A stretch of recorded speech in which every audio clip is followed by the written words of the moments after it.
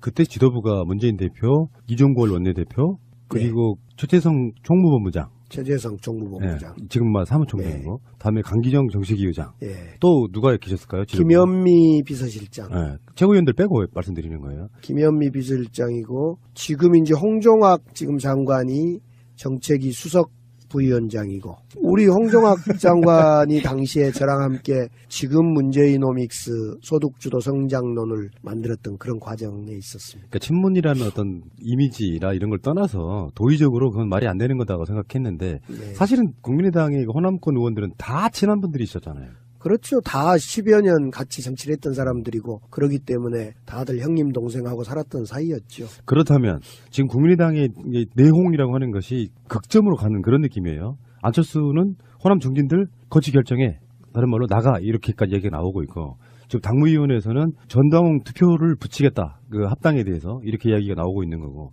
극심한 반대고 국민의당 당헌 당규에 전당원 투표는 33.3%가 넘지 않으면 통과 자체가 안 된다, 성립이 안 된다는 이야기도 있고요. 그런데 의원님이 봤을 때 분당 가능성이 높아요, 안 높아요? 일단은 현재로.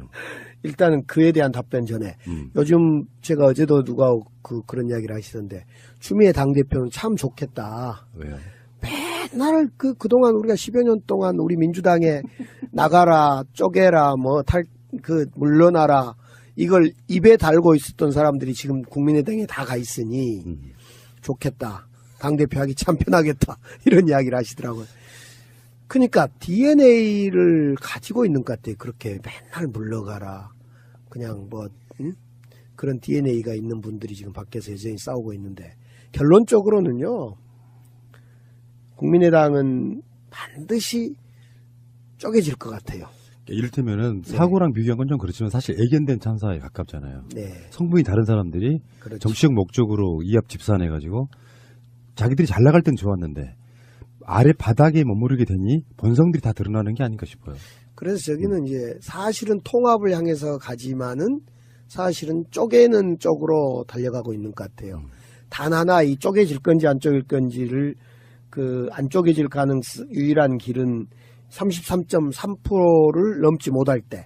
근데 과거에 국민의당이 전당원 투표를 2번을 해봤는데 한 번은 17%, 한 번은 24% 이래가지고 33.3%를 못 넘었다 그러네요. 그런 걸로 보면 통합론을 추진한 안철수 쪽은 대표 쪽은 33.3%를 넘기기 위해서 차떼기를 할 거고 저지하고자 하는 사람들은 이걸 저지하기 위해서 차벽을 설치할 것이고 아이고. 물론 이것이 온라인 투표고 ARS 투표이기 때문에 차벽이라든가 차떼기가 불가능합니다만 어떻든 상징적으로 차떼기와 차벽 설치에 총력 동원해서 33.3이라는 걸 넘기거나 저지하거나 이런 31일까지죠.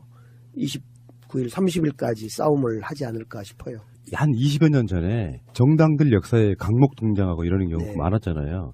그런 구태가 지연될 가능성은 정말 높아 보이고. 근데 문제는 이제 호남권이든 당내에서 안철수 대표를 비토하는 사람들 입장에선 결국 만약에 분당을 했을 경우에 원내 교섭단체가 되냐 안 되냐가 굉장히 중요한 어떤 기준 중에 하나겠죠. 네.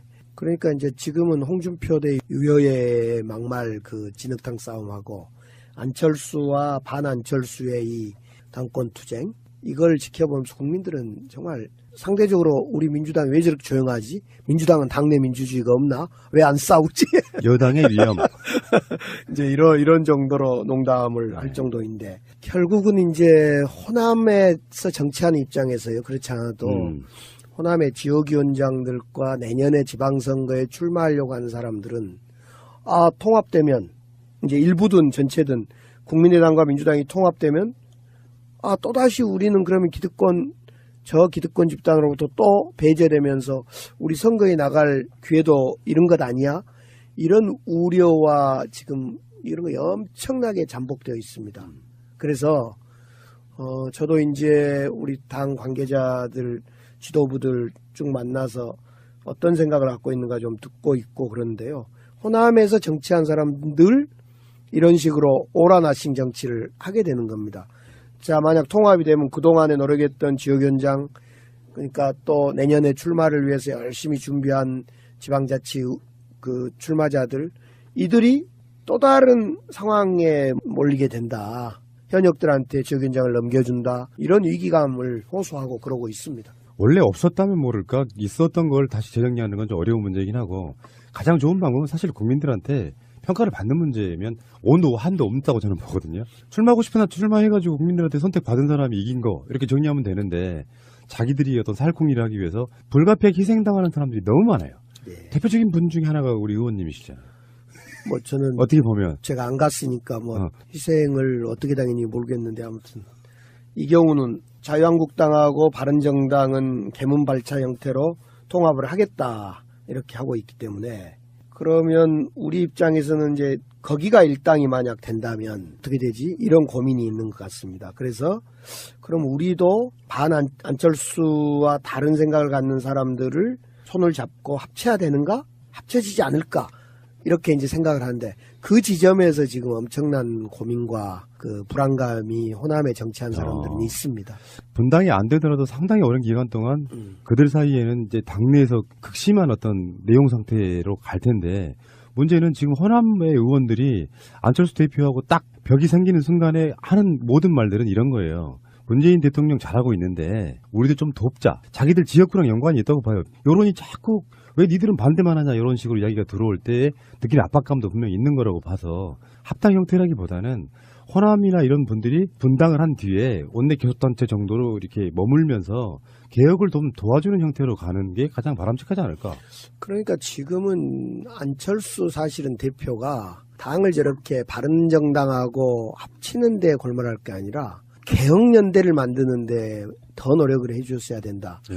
우리 개혁입법이라든가 개헌의 문제라든가 이런 개헌의 이슈와 개혁입법을 위해서 민주당 그리고 국민의당 바른정당 등등 또 뭐 자유한국당에 뭐 개별적으로 있으면 거기까지 포함해서 개혁연대를 만들어서 200석을 만들어서 어떻게 개헌 분권형 개헌으로 추진할 거냐. 또 지금 많은 법안들이 지금 대기하고 있는데 이 법안을 어떻게 통과시켜서 새로운 대한민국을 만들 거냐. 이런 개혁연대로 나가주는데 머리를 싸매고 골몰해야 되는데 이 안철수 대표가 자기의 대권욕이라든가 또 아주 작은 내년 지방선거 욕심 때문에 이 분란을 일으키고 있는 겁니다.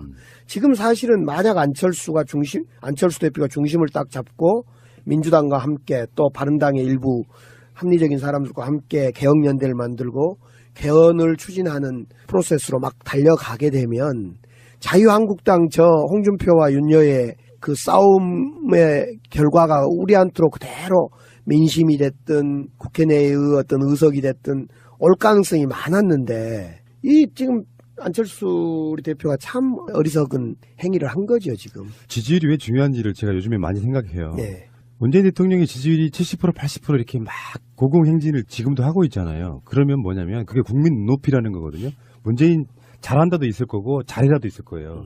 근데 거기서 두 인물을 저는 한번 봅니다. 하나는 안철수인데요. 개혁 돕자. 우리가 비록 당은 다르지만 개혁 돕자고 해서 문재인 정부의 힘을 합쳐주는 쪽으로 계속 국민의당의 활동들이 그렇게 갔다면 지금처럼 지지율이 안 빠졌을 거예요. 그렇죠. 네, 그게 첫 번째일 거고 또 다른 형태로 어떤 느낌이냐면 아까 유효회와 홍준표의 싸움에서 좀 약간 다른 문제이긴 해요. 근데 홍준표가 유효회를 당협위원장에서 배제했을 때 있잖아요. 제가 말씀드리는 것처럼 정치라는 게 요즘에 제가 그런 얘기 많이 하거든요. 국민에게 빚을 안기는 방식으로 국민들이 그 사람을 생각했을 때 저 사람한테는 내가 빚이 있어 할 정도의 뭔가 활동을 해라. 그러니까 유효회 입장에서요. 좋다. 홍준표의 어떤 당 개혁을 위해서 나 당협위원장 안 되는 거 개의치 않겠다. 돕겠다라고 한마디 했으면 저는 유효회가 영웅되고 홍준표는 정말 속 좁은 이런 상태도 됐을 수 있다고 봐요. 그게 지금 민주당에서 그런 게 가능하잖아요. 대표적인 애가 의원님이시잖아요. 강기정, 뭐 정청래 이런 분들이 다 그런 결인 거야. 반대의 결인데 열심히 지역구를 다져놨는데 말도 안 되는 이유로 컷오프를 시켜. 그러면은 유효회 같으니까 이제 막 오늘 보니까 인형 들고 나타나고 막 이상한 짓 해요. 약간 좀 혼이 나간 것 같아요. 근데 이분들은 꾹 참잖아요. 당을 위해서 이게 10몇 년씩 막 이렇게 열심히 활동했는데 어느 날 갑자기 너 국회의원 하지 마라고 당이 자르면은 그걸 어떻게 참아요. 근데 그걸 참잖아요. 이쪽 분들은. 특히나 우리 강기정 의원님 대단하신 건 나가면 무조건 당선이었어요. 그래서 아무튼 안철수 대표가 도대체 청개구리처럼 지금 도대체 어디로 간지를 모르겠어요. 무엇을 목적으로 간지를 모르겠어요. 문제는. 정치는 명분인데 국민들한테 문재인 대통령을 도우면서 개혁을 도우면서 분권형 개헌으로 갑시다. 새로운 대한민국으로 갑시다. 하고 했으면 정말 박수 받았을 거예요. 제가 사실은 이런 비슷한 경우가 2014년 전에, 그러니까 12년에 안철수 후보가 떨어지고 나서 저는 안철수 후보에게 공개적으로 그런 제안을 했어요. 우리 안철수 후보가 당을 만들어서 지방선거에 나갈 게 아니라 지방선거에 대응하지 말고 안철수 후보가 대한민국의 정치개혁, 특히 선거법, 이 불합리한 선거법 개혁이라든가 개헌의 문제 또는 선거법 개혁 전국 추진본부, 투쟁본부 이런 걸 만들어서 전국을 돌면서 캠페인을 했다면 안철수 후보는 영웅이 됐을 거예요. 그런데 안철수는 당시에 그런 국민적 요구인 선거법이나 이 정치개혁이나 개헌의 문제를 뒤로 하고 바로 당을 만들어서 그 지방선거 대응을 했단 말입니다. 그 지방선거 대응하다 안 되니까 김한길 대표하고 3월 1일 날 합당을 하게 되는 과정을 겪으면서 안철수 후보는 또 한 번 망가지게 됐는데, 어떻든 지금도 안철수 후보가 너무 정치를 애처럼 해가지고 이 국민들한테 명분을 얻지를 못하고 있어요. 그래서 이제 본인만 못 느끼는, 세상 사람 다 알고 있는 이야기. 네. 그러면서 그걸 모르니까 소멸해가는 과정 일처럼 보이고, 뭐 여러 가지 정치적인 분석이 나오고 있습니다만 역사의 반전 같은 건 이런 거예요. 그래서 인내의 시간을 보낸 결과 민심은 다시 돌아오더라. 뭐 이런 거고. 뭐 그것도 있고, 역시. 저는 늘 잘 쓰는 말로 역시 백마 타고 온 지도자는 없다. 갑자기 짠 나타난 지도자 없다. 고건이 그랬고 반기문이 그랬고 안철수가 그랬고, 결국은 당에서 준비하고 커온 사람들만이 지도자가 될 수 있다는 걸 다시 한번 보고 있는 순간인 것 같습니다. 제가 세가 나른다에서 지금 고정 출연하시는 정치인분들 보면은 네. 열심히 뛰시고도 뭔가 불이익을 받고 이런 분들이 나오셔가지고 우리 국민들과 호흡을 같이 하고 있거든요. 억울한 분들 알아주는 누군가는 있어야 될 거 아니에요. 근데 굉장히 중요한 어떤 기준 중에 하나겠죠. 네. 그러니까 이제 지금은 홍준표 대 유여의 막말 그 진흙탕 싸움하고 안철수와 반안철수의 이 당권 투쟁, 이걸 지켜보면서 국민들은 정말 상대적으로 우리 민주당이 왜 저렇게 조용하지? 민주당은 당내 민주주의가 없나? 왜 안 싸우지? 여당의 위험.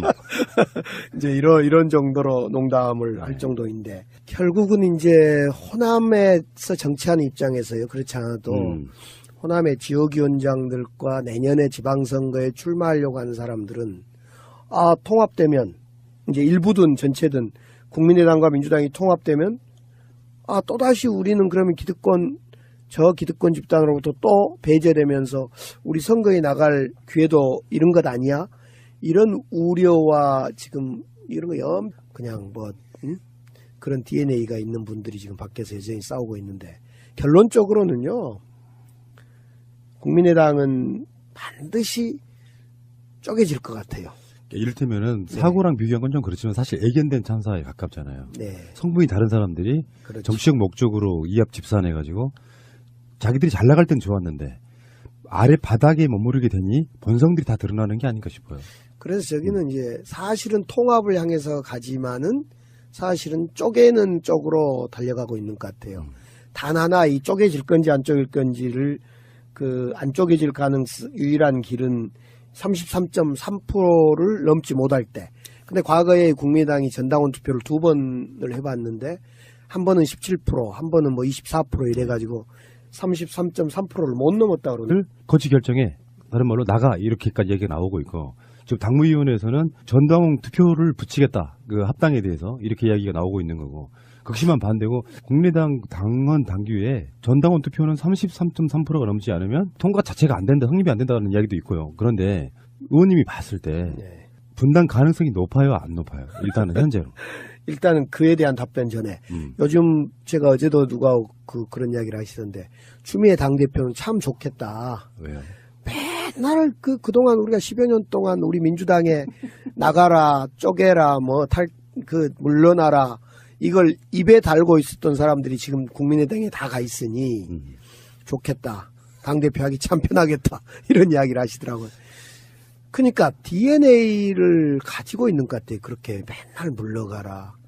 그때 지도부가 문재인 대표, 이종걸 원내대표, 그리고 최재성 총무본부장, 최재성 정무본부장. 예, 지금 사무총장이고 다음에 강기정 정책위 의장. 예. 또 누가 계셨을까요? 지금? 김현미 비서실장. 예, 최고위원들 빼고 말씀드리는 거예요. 김현미 비서실장이고 지금 이제 홍종학 지금 장관이 정책위 수석 부위원장이고 우리 홍종학 장관이 당시에 저랑 함께 지금 문제이노믹스 소득주도 성장론을 만들었던 그런 과정에 있었습니다. 그러니까 친문이라는 어떤 이미지라 이런 걸 떠나서 도의적으로 그건 말이 안 되는 거다고 생각했는데 네. 사실은 국민의당의 호남권 의원들은 다 친한 분들이 있었잖아요.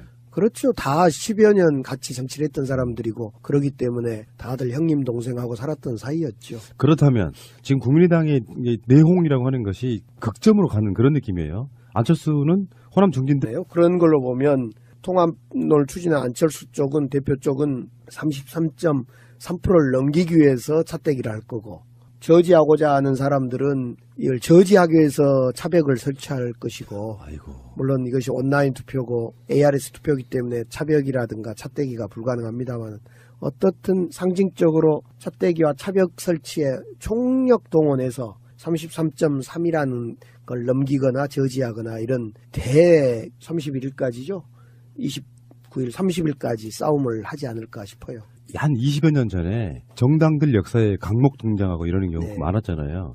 그런 구태가 지연될 가능성은 정말 높아 보이고. 예. 근데 문제는 이제 호남권이든 뭐 당내에서 안철수 대표를 비토하는 사람들 입장에선 결국 만약에 분당을 했을 경우에 원내 교섭단체가 되냐